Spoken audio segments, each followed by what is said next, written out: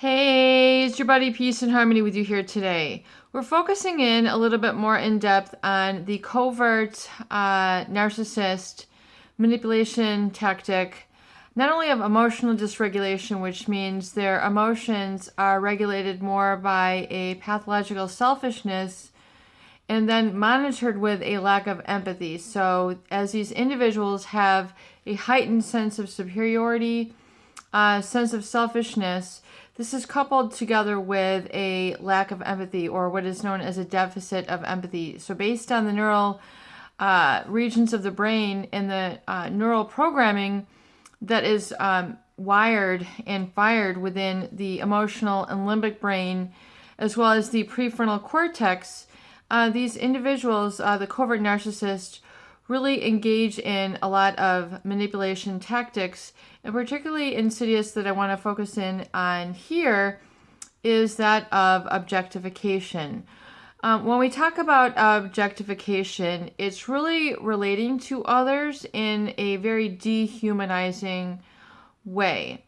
And dehumanizing is really brought on by that lack of empathy or that empathy deficit. And objectification means essentially to treat someone as an object. In other words, they don't have a reference or regard for the emotional being that you are. They seem to kind of truncate that.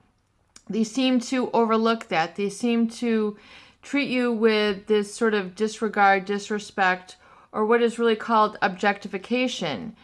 And because they don't really register the same emotional body, they don't validate, they don't speak up, they don't validate with eye contact, they don't give oftentimes emotional content to their words that would allow you to expand and really discuss some things that are of value or importance to you. There tends to be created sort of a gap or a chasm or really kind of a divide in the relationship. And this oftentimes is occurred as a result of objectification.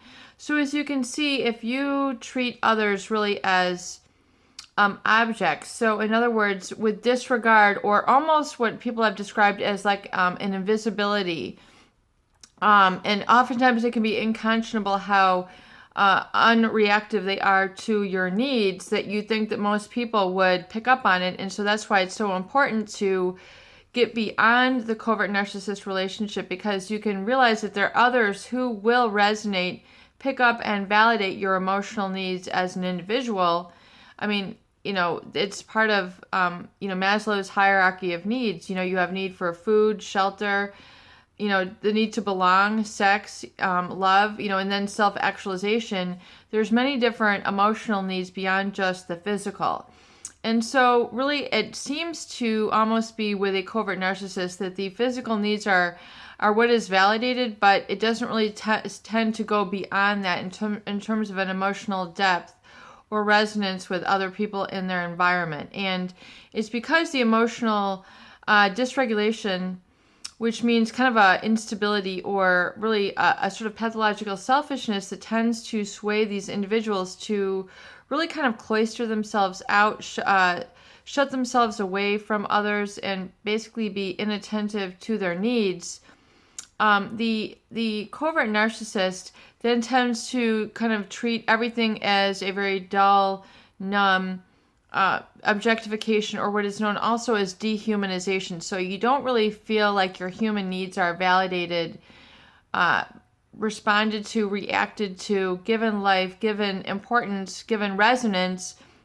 And so people oftentimes then suppress these or try to become overly responsible in the relationship and then try to do too much. So they become codependent. They become overly emotionally exasperated, trying to elicit positive responses from this individual who basically treats them, with a lot of indifference. Or oftentimes the covert narcissist will react to your needs with a very much like an in one ear, out the other sort of coping mentality.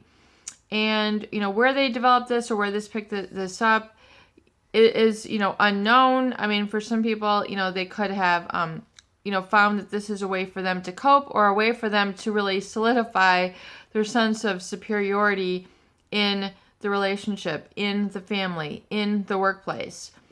And so it's very important to realize that this feeling of being dehumanized or objectified can result in essentially a lot of loss of self-esteem and loss of dignity.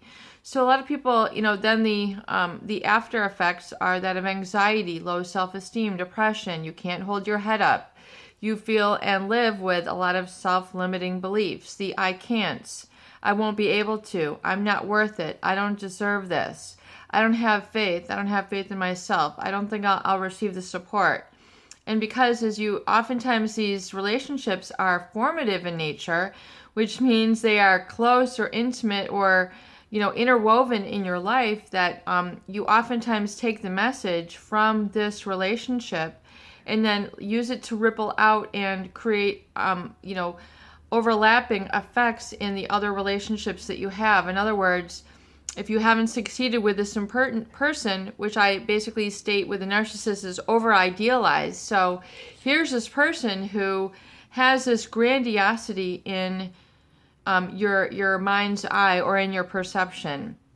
And the grandiosity is kept in place, of course, by the narcissist. This grandiosity, which oftentimes is set up in the love bombing stage, where you over-idealize or overly attach, overly bond to this individual. And yes, there are people in life who are inextricably wonderful and who we really, really resonate with, and who are who are godsends to us, who absolutely, make us laugh or make us love, or, all these different things in life, which we really adore about them as unique individuals. That's the beauty of people, is that each is unique. Each has their own background, their own values, etc. Now, in the narcissist, the grandiosity, what hurts is that in the beginning, this is set up, but the promises aren't backed up. So in other words, you might feel that there's a lot of false promises with this individual, or they're in a position where they are supposed to be the one to guide you, protect you, love you, provide for you, these different situations, and they are not meeting the roster. The tall order that is in store for the relationship, they are just not meeting their obligations. But furthermore, what's important to understand is that the narcissist, as well as the psychopathic individuals, the cluster Bs, the character personality disorders, they oftentimes, because of their sense of superiority, they definitely don't have a guilt or remorse or really feel like they have done anything wrong when they have subjugated people to this dehumanization or this objectification. They basically oftentimes feel like that they deserve it, that these needs that you have for love, validation, expression of your needs, it just is not important to them. Because of a lack of empathy, they don't have these same needs, so they're not able to satisfy those needs within you in the relationship. So we see this gap, this stonewall, this, and it can become beyond just a generation gap. It become, a lack of humanity.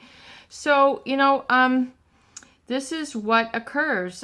This sort of feeling of loss of self-esteem, lack of self-direction oftentimes occurs because the direction to adapt to these individuals often requires a lack of self-direction to keep them going. So you have to, it's, oftentimes the individuals who are, living, working, married, and in families with these individuals oftentimes feel a lack of self-direction, a lack of self-validation, a lack of their needs being met. And so they're stuck, they're stifled in these lower rungs of personal development, professional development, stunted in their relationship. They're not really kind of growing or expanding. The relationship is not evolving. And remember, too, that oftentimes this negative validation is oftentimes, part of what keeps the grandiosity in place of the covert narcissist. And likewise with a psychopath, because if you can constantly take care of them and attend to their needs and invalidate your own, you're keeping their position as the more superior, the more important, the one that is worth dying for, the one that is worth sacrificing everything for. So it creates this kind of martyr, codependent relationship with these individuals, which can become very stifling and very crippling. And so this, what's very important then, of course, is to restore dignity, to restore self-respect, to then seek people who have empathy. And so they will rehumanize yourself. They will validate your presence. They will give you the smile. They will give you the pat on the back. They will give you the hello. They will say, I understand. They will say, oh, I get where you're coming from. And then you won't feel this heaviness, this sort of anger, this sort of gulf between you and other people. Peace and harmony with you here today. I hope these videos do help. Please share and please subscribe for more great tools, videos, discussion, and support.